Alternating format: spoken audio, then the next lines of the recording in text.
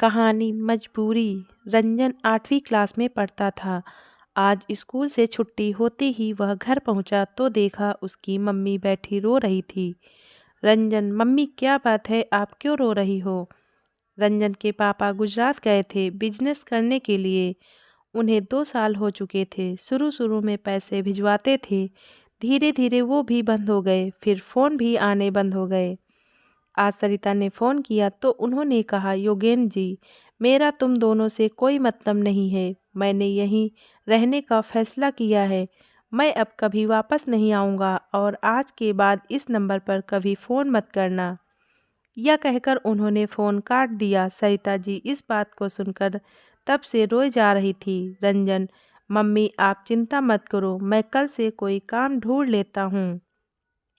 हम अकेले रह लेंगे, हमें किसी की ज़रूरत नहीं है। पापा के लिए उसके मन में कड़वाहट भर चुकी थी। वह अपनी माँ को सांत्वना देने में लगा था।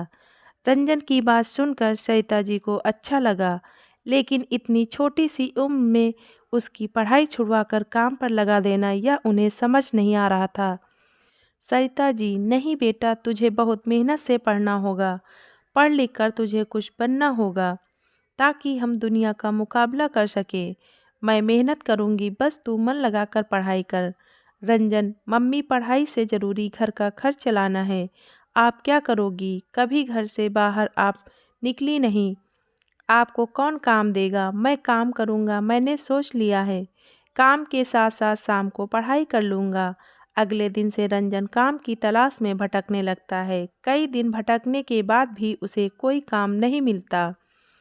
इधर सरिता जी भी रंजन के जाने के बाद काम की तलाश शुरू कर देती हैं, लेकिन उन्हें भी कोई काम नहीं मिलता।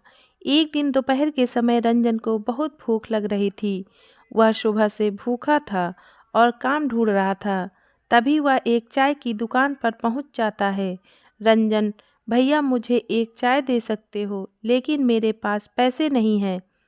बहुत भूख लगी है, मैं शाम तक आपकी दुकान पर काम कर दूंगा। दुकानदार, भूख लगी है तो चाय क्यों पीना चाहता है? रंजन, खाने के पैसे नहीं हैं, चाय से भूख मर जाएगी। दुकानदार उसे चाय और साथ में पाव खाने को देता है। रंजन खाने के बाद दुकानदार के पास पहुंचता है। रंजन, बताइए क्या काम करना है? मैं शाम तक आपका काम करता रहूँगा। दुकानदार, जा बेटा घर जा, हम छोटे बच्चों से काम नहीं करवाते। किसी ने देख लिया तो पुलिस हमें पकड़ लेगी। रंजन, लेकिन मैंने जो आपकी चाय पी है उसके पैसे कैसे चुकाऊंगा?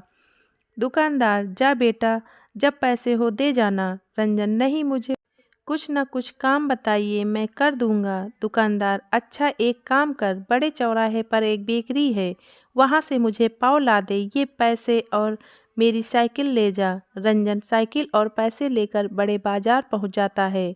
वह पाव लेकर वापस आने लगता है, तभी पाव वाला पूछता है, पाव वाला सुन, तू और भी दुकानों पर मेरे पाव पहुँचाएगा, तुझे कमीशन दूंगा।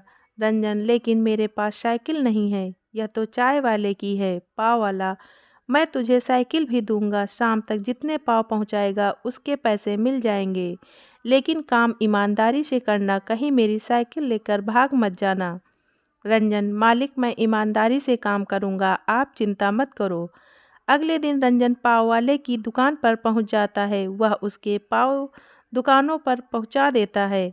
शाम को उसे कमीशन के 100 रुपये मिल जाते हैं। घर आकर वह सरिता जी को सारी बात बताता है। दूसरे दिन भी वह मेहनत से काम करता है। शाम को जब वह पैसे लेने पहुंचता है तो पाव वाला उससे कहता है, पाव वाला सुन बेटा, तेरे काम करने से मेरा बहुत फ़ायदा हो रहा है। कल तो पाव देने के बाद दूसरे बाजार में जाकर ये पाव वहाँ की दुकान वालों को दिखाना, क्या पता वहाँ से ऑर्डर मिलने लगे, इससे मेरी भी कमाई होगी और तेरी भी। रंजन ऐसा ही करता है, धीरे धीरे उसका काम बढ़ने लगता है। इधर सरिता जी को भी एक घर में खाना बनाने का काम मिल जाता है। दोनों माँ बेटे मेहनत से काम करने लगते हैं। इसी तरह समय बीत जाता है। 8 साल बाद रंजन बहुत पैसा कमाने लगता है। उसने पैसे जोड़कर अपनी पाव की दुकान खोल ली थी। उसकी दुकान पर उसने कई लड़के रख लिए जो पाव बेचने जाते थे। रंजन ने अपनी माँ का काम छुड़वा दिया था। कुछ समय बाद सरिता ने एक अच्छी सी लड़की देखकर रंजन की शादी कर दी। पूरा परिवार खुशी से रह रहा था। एक दिन किसी ने कुंडी खटखटाया। सरिता ने दरवाज़ा खोला तो देखा सामने उसके पति योगेंद्र जी खड़े थे। सरिता उन्हें पहले तो पहचान नहीं पाई। पुराने से कपड़े पहने, दाढ़ी बड़ी हुई थी, बहुत कमज़ोर लग रहे थे। सरिता, अब आप क्यों आए हो? योगेंद्र जी फूट फूट कर रोने लगे। योगेंद्र जी, मुझे माफ़ कर दो, मैंने वहाँ बहुत पैसा कमाया, फिर मैंने वहीं शादी कर ली। उसके बाद सब कुछ अच्छा चल रहा था, लेकिन एक दिन मैं बीमार पड़ गया। मेरी पत्नी सारा पैसा और जेवर लेकर चली गई। मैं अकेला बीमारी से लड़ता रहा। मेरी हालत ऐसी हो गई, अब न मेरे पास घर है, न खाने को रोटी, न पहनने को कपड़े। मैंने तुम लोगों के साथ बहुत बुरा किया, लेकिन अब मैं कहाँ जाऊँ? मुझे कुछ समझ नहीं आ रहा था, इसलिए मैं यहाँ चला आया। सरिता, आपको पता है हमने कैसे दिन काटे हैं।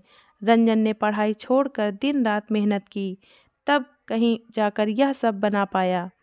मैं तो आपको माफ़ भी कर दूं, लेकिन वह कभी आपको माफ़ नहीं करेगा। शाम को रंजन आया तो उसे सारी बात का पता लगा। रंजन, माँ, इनसे कहो यहाँ से चले जाएं, मुझे इनसे कोई मतलब नहीं है।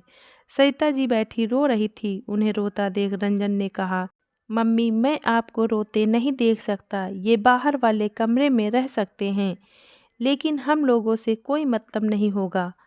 आप इनका खाना वहीं पहुंचा देना। योगेंद्र जी को बाहर के कमरे में ठहरा दिया जाता है, लेकिन घर का कोई सदस्य उनसे बात नहीं करता था। सरिता उन्हें खाना दे आती थी। योगेंद्र जी अपने किए पर पछता रहे थे। इधर रंजन ने उनसे सब रिश्ते तोड़ दिए थे। सरिता जी चाहकर भी अपने पति की मदद नहीं कर सकती थी, क्योंकि उन्हें अपने बेटे के कष्ट नजर आते थे। एक दिन योगेंद्र जी रात को सोए तो सुबह उठे नहीं। घर में मातम छा गया। रंजन ने अपने पिता को आखिरी विदाई दी, लेकिन उनके जाने का दुख केवल सरिता को था। रंजन की जिंदगी से तो वे बहुत पहले चले गए थे।